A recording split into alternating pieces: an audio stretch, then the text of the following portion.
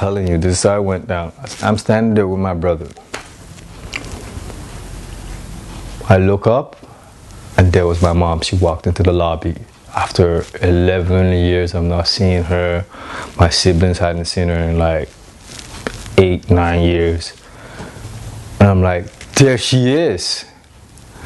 And at that moment, my empress, I don't know how, within the moment, she was able to capture this picture of me embracing my mother for the first time in years. I haven't seen it.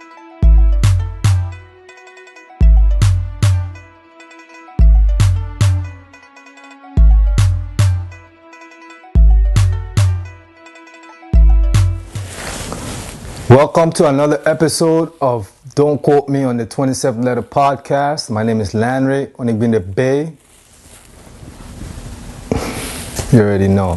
Today, just a couple of days away from my Earthstrong, my birthday, my solar return. And often, for our birthdays, we just celebrate the day we were born, not really recognizing the person or the vessel for which we manifested from, which is our mother. So I believe that on your birthdays you should honor your mother. So in light of this upcoming solar return, I feel I need to honor my mother with this story. Now, some of you have heard this story before, so let me just get right into it. In 2002, August 27, 2002, I got incarcerated for second-degree murder. I'm pretty sure you guys know the story. I ended up putting my appeal after being convicted in 2004. I ended up putting my appeal in 2010 after serving almost 8 years incarcerated. But to give you a little background to my life prior to me getting incarcerated, I was pretty much the person in charge of my household with my two younger siblings, who were like at least 11 years. There was an 11-year age gap from my closest sibling. I have two siblings, brother and sister. So it was myself, my siblings, and my mom. So when I got incarcerated, things really fell apart. My siblings were in care of children's aids. My dad had to get dragged to come get them. And like I said, August 27th was when I got incarcerated, 2002. By December of 2002, my mom, because of her mental health issues and compounded by alcohol abuse, she's not able to maintain the household on her own. That's what I have been doing. I was doing that from the age of 16, till 23, 24 when I got incarcerated. So for years, I make sure things were in order as far as just a home and certain bills. My mom was supposed to take care of the rent, because she gets assistance for it. Back then we lived in metro housing, which is what you call government housing. So when I got incarcerated, she wasn't able to maintain, obviously. So she lost a home and pretty much became homeless. Yeah, that crushed my heart hearing that. I mean, in my cell I cried when I heard that my mom was homeless. I cried. Some hard tears.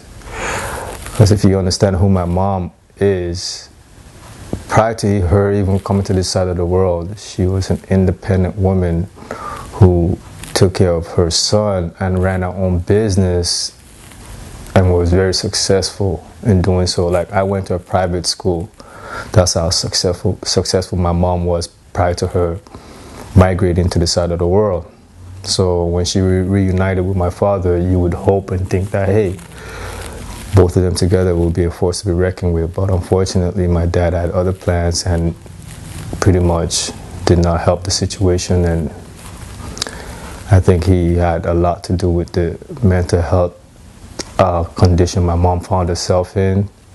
And it goes deep because it's really deep within his family that my mom did not do well. You know what I mean? And for some reason, he sabotaged his own wife's progress in various ways, which I'm not going to get into. But again, my mom, you know, she made her choice. This is who she chose to be with and stayed with for a long time, despite all the warning signs to flee. But anyways, as I digress. So in 2002 December, she became homeless, and I had lost contact with her.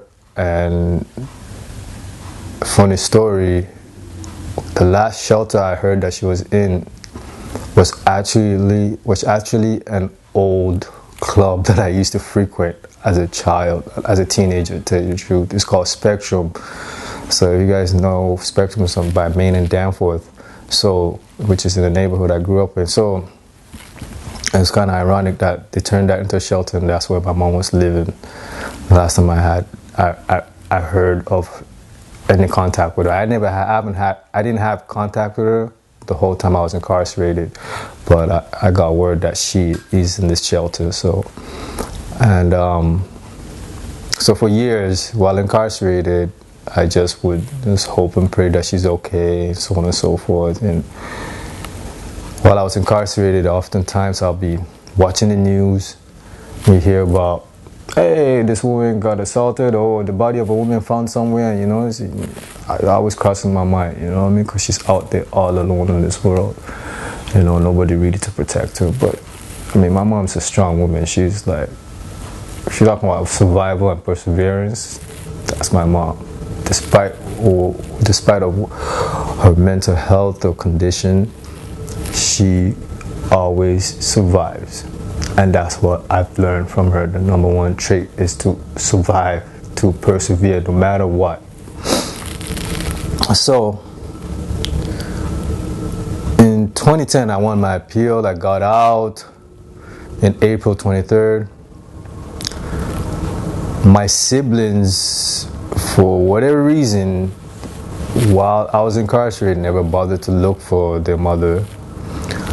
And I suspect it has to do with the fact that they lived with my dad, and you know,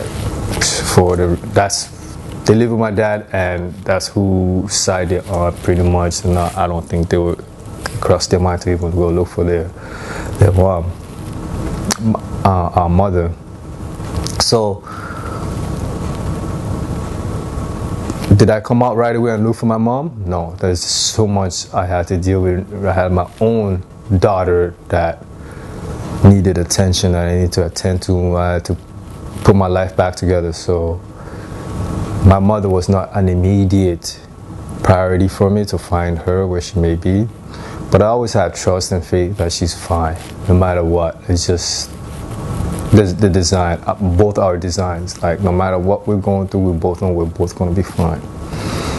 So about a year after I got out, there's so many things I had to learn, and you know what I mean, trying to find my mom, it's like, you know, in the needle in the haystack. So it was my sister that really spearheaded it. You know, she one day called the peace officers and asked pretty much to say, hey, we haven't seen our mother in over, I don't know, 10 years, 11 years. We don't know where she is. The peace officer pretty much told my sister that yes, she's alive, but he cannot divulge much information because he has it, they have it in the system of her whereabouts. So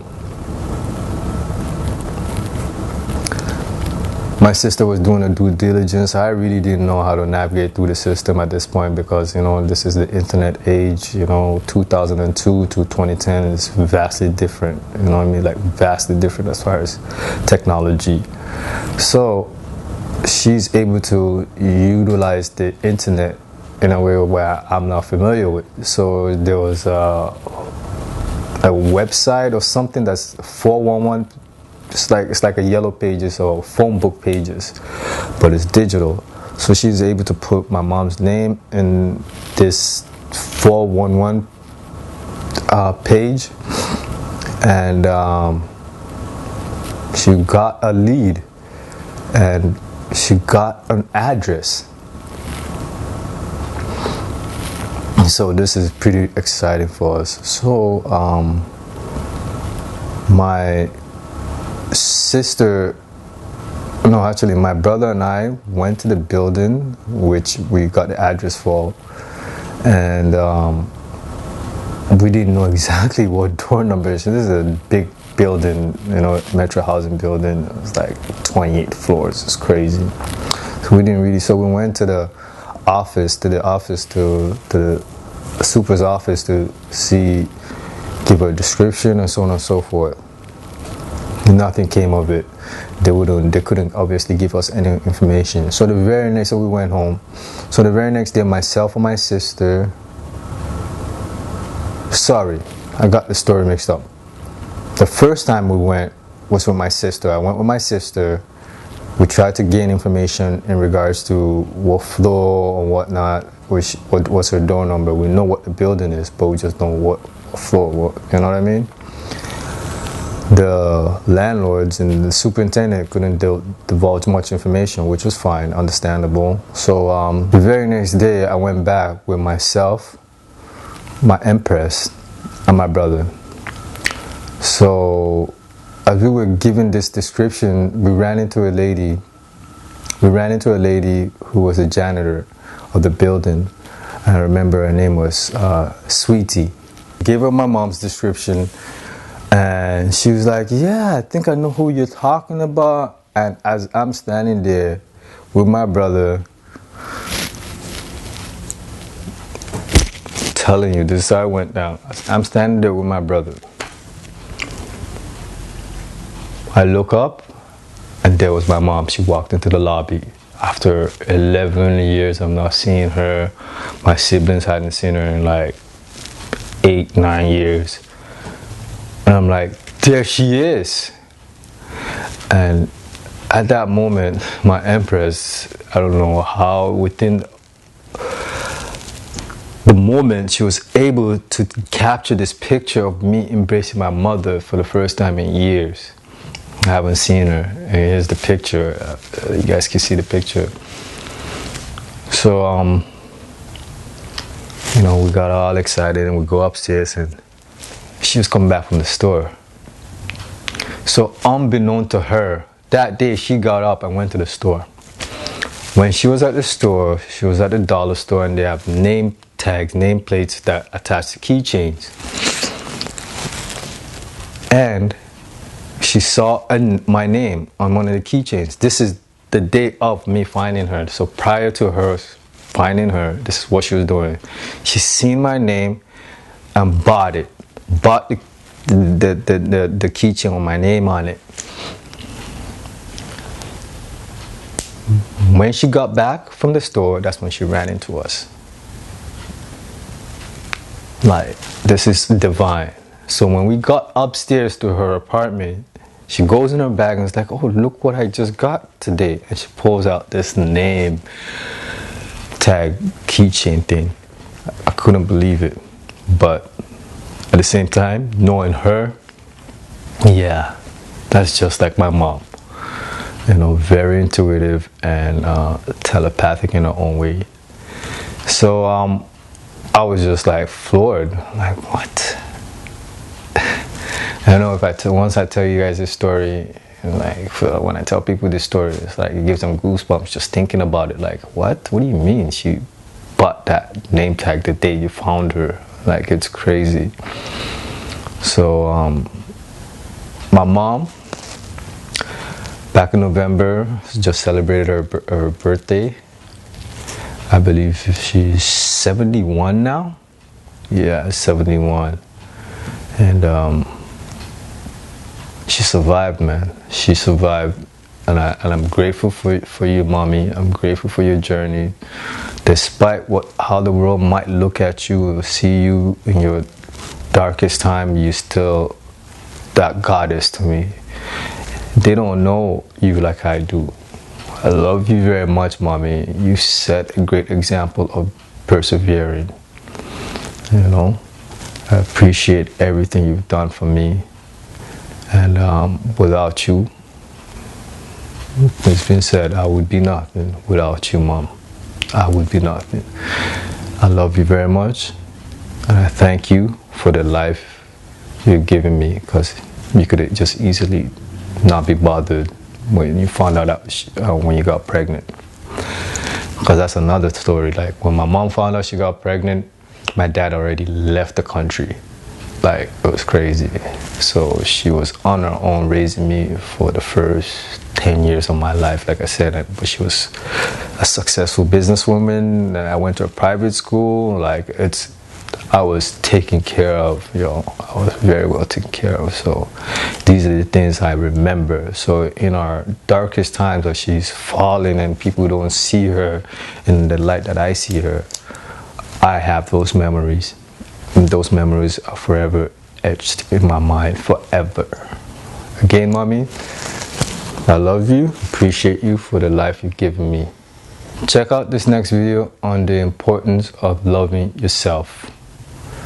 Why you cannot love someone else until you have a foundation of self-love. It's somewhere around here. Just press the video, it's right here, somewhere around my face. Alright? Peace!